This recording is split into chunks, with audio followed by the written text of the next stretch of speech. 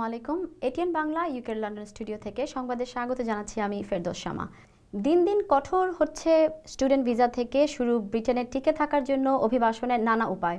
আর এই সুযোগ কাজে লাগাতে একটি বিশেষ মহল সবসময়ই থাকে সক্রিয়। সর্বশেষ ওয়ার্ক পারমিট ভিসা নিয়ে এখন চলছে কেনা বেচার বিশাল কর্মকাণ্ড। তাদের সহায়তা ওয়ার্ক পারমিট ভিসা পেলেও ভুল তথ্যের কারণে ভবিষ্যতে সমস্যায় পড়তে পারে এসব work permit holder. M A কাদেরের বিশেষ রিপোর্ট। বর্তমান নিয়মে ব্রিটেনে কোনো স্টুডেন্ট লেভেল 6 ও 7-এ পুরো 5 বছর পড়ালেখা করলে সে পিএইচডি করা ছাড়া অন্য কোনোভাবে স্টুডেন্ট থাকতে পারবে না। Post study work permit visa বন্ধ ও এন্টারপ্রেনার ভিসার সীমিত সুযোগ এবং সাম্প্রতিক এই সকল পরিবর্তনের কারণে বর্তমানে কোনো স্টুডেন্টের ব্রিটেনের ডিগ্রি অর্জনের পর ওয়ার্ক পারমিটে যাওয়াটাকেই সহজ বলে মনে করে অনেকে। প্রবাসী ছাত্রছাত্রীদের প্রতিষ্ঠিত হওয়ার জন্য 2 বছরের ফ্রি ওয়ার্ক পারমিট পিএসডব্লিউ এর কথা সকলের মনে আছে। অনিয়মের অভিযোগে ইউকিউবিএ তা বন্ধ করে দিয়েছিল, কিন্তু এ থেকে ঠিকই লাভবান হয়েছিল একটি মহল। তবে সর্বনাশের দিকে চলে গিয়েছে ছাত্রছাত্রীর ভবিষ্যৎ। সেই আগের মতো এখন দোকানে দোকানে পোস্টার, বিজ্ঞাপন, ওয়েবসাইট, গামট্রি সহ নানা মাধ্যমে এই ধরনের প্রচার চালানো হচ্ছে। এদেরই কয়েকজনের কাছে এটিএন বাংলার পক্ষ থেকে স্টুডেন্ট হিসেবে টেলিফোনে যোগাযোগ করা হলে তারা 3 থেকে 14,000 পাউন্ড পর্যন্ত ওয়ার্ক পারমিটের মূল্য হাঁকায়। যদি আমার সাথে করে থাকে আমার 3,000 পাউন্ড আমারে দিবেন। আপনি এই মুহূর্তে মার্কেটে যেটা আছে, রেস্টুরেন্টে যান তাহলে 13 ভিতরে হবে, তো রেস্টুরেন্টের বাইরে যদি অন্য ভালো ইয়েতে যান তাহলে 14 উপরে। ওরা 3 বছর দুইটাই। এই জাতীয় কর্মকাণ্ডের কারণে পোস্ট স্টাডি ওয়ার্ক পারমিটের মতো টিয়ার 2 ওয়ার্ক পারমিটও বন্ধ বা কঠিন হওয়ার আশঙ্কা করছেন অভিবাসন বিশেষজ্ঞরা। আপনি জানেন যে পোস্ট স্টাডি ওয়ার্ক কিন্তু বন্ধ হয়েছিল কেমব্রিজ কলেজের কারণে, অনেকগুলো ফলস ডিগ্রি সার্টিফিকেট ইস্যু করার কারণে। তো এইরকম যদি হতেই থাকে সবসময়, আমি মনে করি না যে ওয়ার্ক পারমিট স্কিমটা বহাল থাকবে। গভর্নমেন্ট সেইটা বন্ধ করতে বাধ্য হবে। বিপুল অর্থের বিনিময়ে এই জাতীয় ব্যবসা করলেও এটিএন বাংলার অনুসন্ধানে টিয়ার 2 ভিসার জন্য বিক্রেতারা ভুল তথ্য দিচ্ছে বলেও জানা যায়। তারা টিয়ার 2 ভিসা পাওয়ার পর 20 ঘন্টা কাজের অনুমতির কথা বললেও বর্তমান নিয়মে শুধুমাত্র নির্দিষ্ট কিছু ক্ষেত্রে তারা কাজ করতে পারবে, যা বেশ কঠিন। অনেক ক্ষেত্রে মূল চাকরি না করলেও চলবে বলে তারা পরামর্শ দিয়েছে, যা পুরোপুরি ভুল। দুটো অপশনই আছে আমাদের মেইনলি। যদি কেউ কাজ চায় তো কাজ করতে পারবে, আর যদি কেউ কাজ করতে না চায় সেটাও আছে। বাইরে যেটা হচ্ছে আপনি 20 আওয়ার্স কাজ করতে পারবেন, রেস্ট্রিক্টেড থাকে। এই মূলটা ছেড়ে দিয়ে গেলে কিন্তু হবে না, এবং মূলটা যদি আপনার কন্টিনিউয়াস কাজে না থাকেন এবং অ্যাবসেন্স যদি থাকেন, এটাকে ব্রিচ অফ ইমিগ্রেশন কন্ডিশন, আপনি লায়াবল টু বি রিমুভড। আপনার যাই থাকুক work permit what ever it is, এটা কোনো কাজে লাগবে না। ব্রিটিশ ভিসার বিভিন্ন ক্যাটাগরিতে জালিয়াতির অভিযোগে অতীতে যেভাবে বিভিন্ন ভিসা পদ্ধতি কঠিন বা বাতিল করা হয়েছে, এইভাবে ওয়ার্ক পারমিটের কেনাবেচা চললে আগামী কয়েক মাসের মধ্যে এই ক্যাটাগরিকেও কঠিন বা বাতিল করা হতে পারে বলেও মনে করছেন অনেকে। আর এটি হলে প্রকৃত ওয়ার্ক পারমিট ভিসায় থাকা অভিবাসীরাও সমস্যায় পড়তে পারে বলে আশঙ্কা করা হচ্ছে। M A Quader, ATN Bangla, UK, London. প্রথমবারের মতো কোনো ব্রিটিশ বাংলাদেশি হিসেবে অনূর্ধ্ব 14 স্নোকার চ্যাম্পিয়ন হয়েছে বার্মিংহামের স্মল হিথের বাঙালি কিশোর হামিম হোসেন। এত কম বয়সে স্নোকারে তার দক্ষতা দেখে অনেকেই আশা করছেন ভবিষ্যতে বিশ্ব চ্যাম্পিয়ন হবে সে। বিস্তারিত দেখুন ডেস্ক রিপোর্টে। এই বয়সে যেখানে ছেলেরা মাঠে খেলতে যায়, সেখানে হোসেনরা 3 ভাই যায় বাড়ির পিছনের আলাদা কক্ষে। সেখানে তাদের জন্য অপেক্ষা করছে 5,000 পাউন্ড মূল্যের চ্যাম্পিয়নশিপ স্ট্যান্ডার্ড স্নুকার টেবিল। ছবিতে বাম পাশের ছেলেটি হলো 13 বছর বয়সী হামিম হোসেন, বর্তমান ইংলিশ অনূর্ধ্ব 14 স্নুকার চ্যাম্পিয়ন। তার 12 বছর বয়সী ভাই হালিমও তার মতোই দক্ষতা সম্পূর্ণ। 1996-এ হামিমের মতোই 13 বছর বয়সে ব্রিটিশ চ্যাম্পিয়ন হয়েছিল শন মার্ফি, যে 2005-এ বিশ্ব চ্যাম্পিয়ন হয়েছিল। হামিমের ক্ষেত্রে সকলের আশা একই রকম। When he was about age of 2.5, he just finds any kind of stick and ball that he starts playing snooker, and he really enjoys playing it. I love watching my boys playing. I love snooker. 3 ভাই এমনকি 4 বছর বয়সী হাসিমও তাদের বাবার কাছ থেকে snooker খেলার নেশা পেয়েছে। তাদের বাবা হোসেন মিয়া সিলেটের বালাগঞ্জ উপজেলার পয়লনপুর গ্রাম থেকে 1974 সালে ব্রিটেনে আসেন। রেস্টুরেন্ট ব্যবসার পাশাপাশি তিনি মিডল্যান্ডের বহু স্নুকার টুর্নামেন্টেও অংশ নিয়ে সফলতা পেয়েছেন। For Hamim, the next thing is that I'd like him to become a professional snooker player as soon as possible. And just take it from there and join the big boys. Hossain মিয়ার মতে সফলতার মূল হলো practice, practice, practice. হামিমের মূল লক্ষ্য বর্তমান বিশ্বখ্যাত খেলোয়াড়দের মতো খেলে বিশ্ব চ্যাম্পিয়ন হওয়া। Ding Junhui and Sean Murphy, because I really like the way they play, attackive and aggressive. So I find that tactic quite suitable for my game. হামিম ও হালিম দুই ভাই ওয়েবলি স্কুলে পড়লেও তাদের চিন্তায় থাকে স্নুকার। ইংলিশ অনূর্ধ্ব 14 স্নুকার চ্যাম্পিয়ন হয়ে হামিম যেমন বাবা মাকে গর্বিত করেছে, তেমনই করেছে ব্রিটিশ বাংলাদেশিদের। Desk report, ATN Bangla, UK. Gaza, Israel ও হামাসের মধ্যে নতুন করে 3 দিনের যুদ্ধবিরতি শুরু হয়েছে। একদিনের ব্যাপক কূটনৈতিক তৎপরতার পর উভয় পক্ষ নতুন যুদ্ধবিরতিতে সম্মত হয়। এই যুদ্ধবিরতি দুই পক্ষের মধ্যে দীর্ঘমেয়াদী শান্তি প্রতিষ্ঠার পথ সুগম করতে পারে বলে ধারণা করছেন মিশরীয় মধ্যস্থতাকারীরা। এর আগেও মিশরের মধ্যস্থতায় 3 দিনের যুদ্ধবিরতি হয়েছিল, কিন্তু শুক্রবার সকালে বিরতি শেষ হওয়ার সঙ্গে সঙ্গেই দুই পক্ষ লড়াই শুরু করে দেয়। উল্লেখ্য, গাজা থেকে চালানো জঙ্গি হামলা বন্ধ করার কথা বলে 8 জুলাই থেকে ভূখণ্ডটিতে বিমান হামলার মাধ্যমে অভিযান শুরু করে ইসরায়েল। পরে হামলা সর্বাত্মক রূপ নেয়। 1 মাসেরও বেশি সময় ধরে চলা এই লড়াইয়ে প্রায় 2000 ফিলিস্তিনি নিহত হন। এবারে বাংলাদেশ প্রসঙ্গ। কথিত গডফাদারদের উপর দোষ চাপিয়ে নারায়ণগঞ্জে 7 খুনের ঘটনায় জড়িত কাউকে রক্ষা করতে চাইছেন সিটি মেয়র সেলিনা হায়াত আইভি।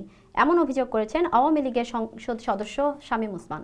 মঙ্গলবার সচিবালয়ে প্রশাসনিক তদন্ত কমিটির জিজ্ঞাসাবাদের পর সাংবাদিকদের তিনি একথা বলেন। মাহবুব কবির চরপল জানাচ্ছেন বিস্তারিত। বিশ্বাস করি যে সেই সমস্ত গডফাদাররা এই হত্যাকাণ্ডের সাথে জড়িত, সেটা প্রত্যক্ষ হোক আর পরোক্ষ হোক। সিটি কর্পোরেশনের লাস্ট মিটিংয়ে নজরুলের সাথে তার আইবির সাথে উত্তপ্ত তর্ক বিনিময় হয়েছিল, যা অন্যান্য কমিশনাররা জানেন। এবং এই তর্ক বিনিময়টা হয়েছিল এই কারণে যে তার এলাকার কাজ সুফিয়ানকে দিয়ে দেওয়া হয়েছিল বিধায় নজরুল তার তীব্র প্রতিবাদ করেছিল। এবং নজরুল যখন তীব্র প্রতিবাদ করেছিল, আইভির পক্ষে তখন নূর হোসেন এসে অবস্থান নিয়েছিল। নূর হোসেনই শুধু র্যাবকে দিয়ে মায়েছে, এটা তো আমি মনে করি। নূর হোসেন যদি আমারই লোক হইতো, তাহলে আইভি তাকে এত বড় বড় পোস্ট দিল কেন, আর এত ব্যবসা দিল কেন? 400 কোটি টাকার ব্যবসা। 7 খুন নিয়ে পাল্টাপাল্টি অভিযোগ করছেন নারায়ণগঞ্জের এই দুই জনপ্রতিনিধি। তদন্ত কমিটির জিজ্ঞাসাবাদ শেষে নিজের স্টাইলেই সাংবাদিকদের বিভিন্ন প্রশ্নের উত্তর দিলেন শামীম ওসমান। নূর হোসেন কলকাতায় পালিয়ে যাওয়ার জন্য আইন শৃঙ্খলা বাহিনীর গাফলতিকেই দায়ী করলেন তিনি। তারা জানছেন যে তিনি আগের দিন গুলশান, তারপর দিন উনি ধানমন্ডি, ধরলেন না কেন? ক্ষমতা থাকলে আমি কালকেই নূর হোসেনের বাংলাদেশে নিয়ে আসতাম, আজ জিজ্ঞাসাবাদ করতাম, কারণ বিষয়টাকে হালকাভাবে দেখার কোনো কারণ নাই। এই মুহূর্তে নারায়ণগঞ্জকে সবচেয়ে নিরাপদ দাবি করলেন সরকার দলীয় এই সংসদ সদস্য। নারায়ণগঞ্জে আমি বলবো অন্য অন্য এলাকার থেকে অনেক শান্তিপূর্ণ একটা এলাকা। আপনি নারায়ণগঞ্জে দুটো নির্বাচন হয়ে গেলো, দেখে বুঝেন না যে একটা সেন্টার সামনে গন্ডগোল হয় না? তাহলে আপনি অনিরাপত্তা বলবেন কোথায়? আর কিলিং, ওয়াশিংটন ডিসিতেও কিন্তু কিলিং হয়, প্রতিদিন একটা করে করে। 7 খুনের বিষয়ে শামীম ওসমান অনেক তথ্য দিয়েছেন বলে জানালো তদন্ত কমিটি। একজন নিহত হয়েছেন আর একজন 1 নম্বর আসামি, তাই না? দুইজনই কিন্তু ওনার কর্মী, আওয়ামী লীগের কর্মী। তো তাদের সম্পর্কে কিন্তু ওনার অনেক কিছুই জানা থাকতে পারে। তো উনি এই তদন্তে, তো আমাদের উদ্দেশ্যটা কি, যে সত্যটা উদ্ঘাটন করা, সেই উদ্ঘাটন করায় ওনার সহযোগিতা অবশ্যই আমাদের দরকার আছে। জনপ্রশাসন মন্ত্রণালয় গঠিত তদন্ত কমিটিকে আগামী 9 সেপ্টেম্বরের মধ্যে প্রতিবেদন হাইকোর্টে জমা দিতে হবে। মাহবুব কবির চপল, এটিএন বাংলা, ঢাকা। বিরতির পর স্বাগত এটিএন বাংলা সংবাদে। আপনাদের সাথে আছি আমি ফেরদৌস শামা। সোমবার বিকেলে টেকেনহামের ফ্রান্সো কমিউনিটি সেন্টারটি হেরিটেজের তালিকাভুক্ত হওয়ায় সেন্টার ব্যবহারকারী 15টি সংগঠনের পক্ষ থেকে মিনা রহমানের সম্মানে আয়োজিত সংবর্ধনা সভায় বক্তারা অভিমত ব্যক্ত করে বলেন, মিনা রহমানের ক্যাম্পেইনের ফলে এলাকার 2000 পরিবার ফিরে পেয়েছে তাদের লেজার ফ্যাসিলিটির একমাত্র অবলম্বন ফ্রান্সওয়ে কমিউনিটি সেন্টার। গয়াস মিয়ার সভাপতিত্বে ও গয়াসুর রহমান গয়াসের পরিচালনায় অনুষ্ঠিত সংবর্ধনা সভায় অতিথি হিসেবে উপস্থিত ছিলেন লন্ডন সফররত ছাতক পৌরসভার মেয়র আব্দুল কালাম চৌধুরী এবং আওয়ামী লীগ নেতা আজিজুর সামাদ ডন। সভায় অন্যান্যদের মধ্যে বক্তব্য রাখেন শাহ শহীদুর রহমান, স্যানিটগো, পলিন ফিল, মতিয়ার চৌধুরী এবং অ্যাডভোকেট শাহাবুদ্দিন। উল্লেখ্য যে বার্কিং অ্যান্ড ডেকেনহাম কাউন্সিল কর্তৃক ব্র্যান্ডবর্ন রোডের ফ্রান্সো কমিউনিটি সেন্টারটি একটি হাউজিং কোম্পানির কাছে বিক্রির সিদ্ধান্ত নিলে মিনা রহমান এর বিরুদ্ধে আন্দোলন গড়ে তোলেন। The Fanshawe Community Centre is a very important place for the communities in Barking. It has over 15 groups that is being used by local people, including a mosque. Conservative got the centre listed under the Localism Act, so it cannot be sold off without the permission of the trustees. So I think we have campaigned. ভুল সংবাদ পরিবেশন করে ৭৩,০০০ পাউন্ডের জরিমানার সম্মুখীন হয়েছে channel S television. 2011 সালে পূর্ব লন্ডনের বারাকা মানি এক্সচেঞ্জের উপর তৈরি করা তাদের নিউজের কারণে মানহানির মামলায় জাস্টিস নিকোল 15 জুলাই তাদের এই 40,000 পাউন্ড জরিমানা ও 33,000 পাউন্ড মামলার খরচ বাবদ প্রদান করার আদেশ দেয়। আদালত নির্দেশ প্রদানের 21 দিনের মধ্যে এই অর্থ প্রদান করার কথা থাকলেও গত 4 আগস্ট নির্ধারিত সময় পেরিয়ে গেলেও চ্যানেলস তা পরিশোধ করেননি বলে জানিয়েছেন বারাকা মানি ট্রান্সফারের হাফিজ আব্দুল কাদের। কমিউনিটির উদ্দেশ্যে তিনি বলেছেন, অতীতের মতো ভবিষ্যতেও তিনি সততার সাথে তার ব্যবসা অব্যাহত রাখবেন।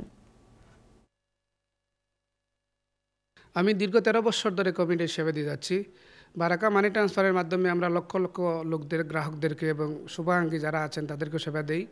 ইনশাআল্লাহ আমরা দক্ষতা এবং সততার সাথে দীর্ঘদিন সেবা দিয়ে যাচ্ছি। ভবিষ্যতে ইনশাআল্লাহ আমরা কমিউনিটির সেবায় নিয়োজিত থাকব।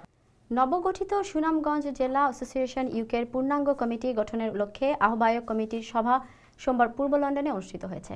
সংগঠনের আহ্বায়ক ইকবাল আহমেদের সভাপতিত্বে ও সদস্য সচিব আনিসুজ্জামান আজাদের পরিচালনায় সভায় সংগঠনের ভবিষ্যৎ কার্যক্রম ও পরিকল্পনা তুলে ধরে বক্তব্য রাখেন সৈয়দ আবুল কাশেম, ব্যারিস্টার ফজলুল হক, শাহ জিল্লুল করিম, ব্যারিস্টার অনুকূল তালুকদার, ডালটন এবং ডক্টর রুয়াবুদ্দিন সহ আরও অনেকে। সভায় বক্তারা ভাটির জনপদ সুনামগঞ্জকে বিশ্ববাসীর কাছে তুলে ধরতে জেলার সকল প্রবাসী সংগঠনের সদস্য হয়ে সহযোগিতা কামনা করেন। সভায় দ্রুত পূর্ণাঙ্গ কমিটি গঠন করা হবে বলেও জানানো হয়।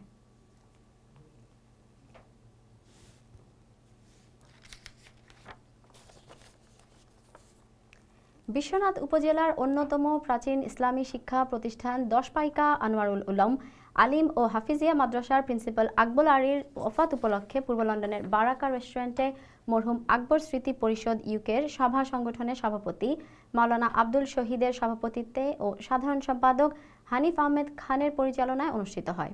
অনুষ্ঠানে প্রধান অতিথি হিসেবে উপস্থিত ছিলেন যুক্তরাজ্য সফররত বিশ্বনাথ উপজেলা পরিষদের চেয়ারম্যান সুহেল আহমেদ চৌধুরী।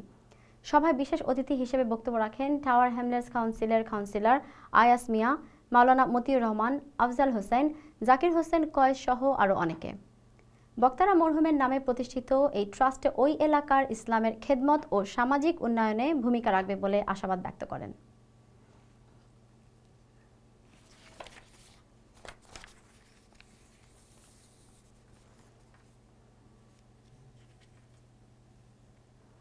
অস্কার বিজয়ী অভিনেতা ও কমেডিয়ান রবিন উইলিয়ামসকে তার উত্তর ক্যালিফোর্নিয়ার বাসভবনে মৃত অবস্থায় পাওয়া গেছে। তিনি আত্মহত্যা করেছেন বলে জানিয়েছে ক্যালিফোর্নিয়া পুলিশ। রবিনের জনসংযোগকারীর পক্ষ থেকে জানানো হয়, তিনি বেশ কিছুদিন ধরেই হতাশাজনিত সমস্যায় ভুগছিলেন। 70-এর দশকে টিভি সিরিয়াল মর্ক অ্যান্ডি মন্ডি দিয়ে ক্যারিয়ার শুরু করা রবিন গুড উইল হান্টিং চলচ্চিত্রের জন্য 1997 সালে অস্কার জয় করেন। এছাড়াও গুড মর্নিং ভিয়েতনাম ও ডেড পোয়েটস সোসাইটির মতো চলচ্চিত্রে অভিনয় করে ব্যাপক জনপ্রিয়তা অর্জন করেন রবিন উইলিয়ামস। এবার জানিয়ে দিচ্ছি খেলার খবর।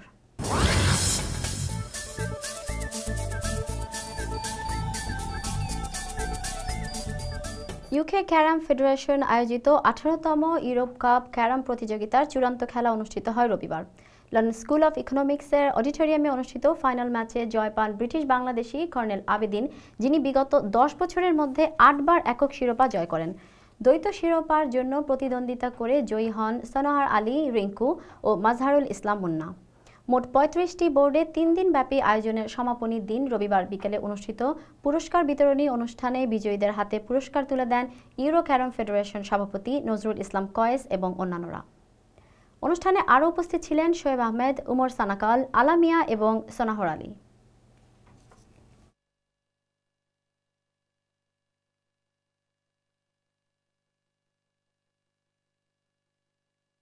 হোম গ্রাউন্ড ফ্যামিলি নিয়ে এই প্রথম আমি ফাইনাল খেললাম। এতে এত খুশি যে ভাষায় প্রকাশ করার মতো নয়। I am very lucky. পরবর্তী সংবাদ দেখার আমন্ত্রণ জানিয়ে এখানে বিদায় নিচ্ছি। আল্লাহ হাফেজ।